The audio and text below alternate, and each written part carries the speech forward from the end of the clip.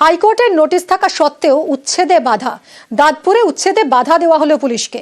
বাম আমলে 25 বিঘা জমি দিনমজুরদের পাট্টা দেওয়া হয়। সেই জমিতে চাষ করে দিন গুজরান দিনমজুরদের।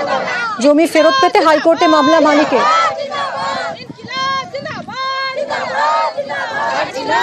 2020-তে জমি দখলমুক্ত করতে নোটিশ হাইকোর্টে। কথা বলবো রানার সঙ্গে। রানা, হাইকোর্টে নোটিশ ছিল, তা সত্ত্বেও সরকারি কাজে বাধা দেওয়া হলো, ঠিক কি ঘটেছিল, কি সিচুয়েশন হয়েছিল? হ্যাঁ দেখো, আদালতের নির্দেশ ছিল যে এই যে 25 বিঘে যে জমি, সেই জমি দখলদাররা, যারা পাট্টাদাররা, যারা জমিতে চাষ করছিল, তাদেরকে উচ্ছেদ করে প্রকৃত মালিকের হাতে সেই জমি তাদের ফেরত দেওয়ার জন্য আজ সকাল থেকে কিন্তু প্রচুর পুলিশ বাহিনী মোতায়েন ছিল। মহিলা পুলিশ থেকে, র্যাব থেকে, পুলিশের আধিকারিকরাও ছিল। কিন্তু যেটা বাস্তবে দেখা গেল, সকাল থেকে এই যে সমস্ত পাট্টাদাররা, তারা কিন্তু সেই রাস্তা অবরোধ করে পুলিশকে কিন্তু ঢুকতে বাধা দেয়। ফলে সারাদিন টান উত্তেজনা ছিল।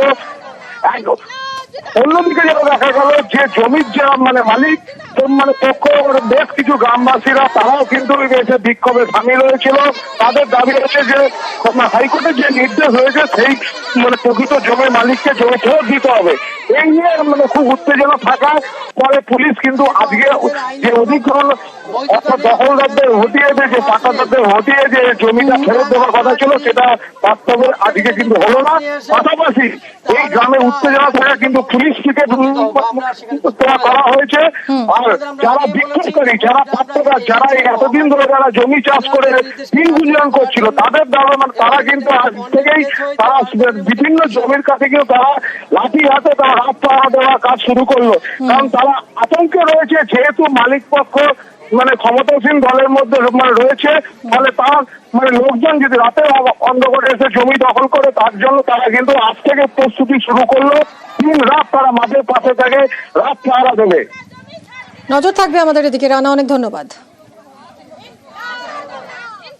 আমরা জমি ছাড়তে চাই না। আজকে আমরা তো বাপ ঠাকুর দাদার আমরা জমি পেয়েছি, সেই জমি আমরা খেটে দিন মজুর করে খাই, চাষ ফসল কুটে করে, সেই জমি আমরা ছাড়বো না। তাই জন্য আমরা আন্দোলন করছি। জমি আমাদের জমি বুকালাতি মেরে নিয়ে নেবে, তাই জন্য আমরা জীবন দিয়েও জমি ছাড়বো না।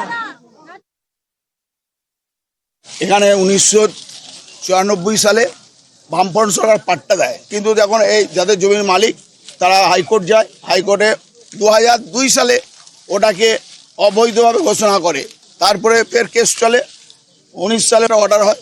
সেই অর্ডার পরিপ্রেক্ষিতে প্রশাসনকে অর্ডার দিয়েছে যে জমির মালিককে জমি বুঝিয়ে দেওয়া হোক, কিন্তু প্রশাসন দেখছি ছোটো জগন্নাথ।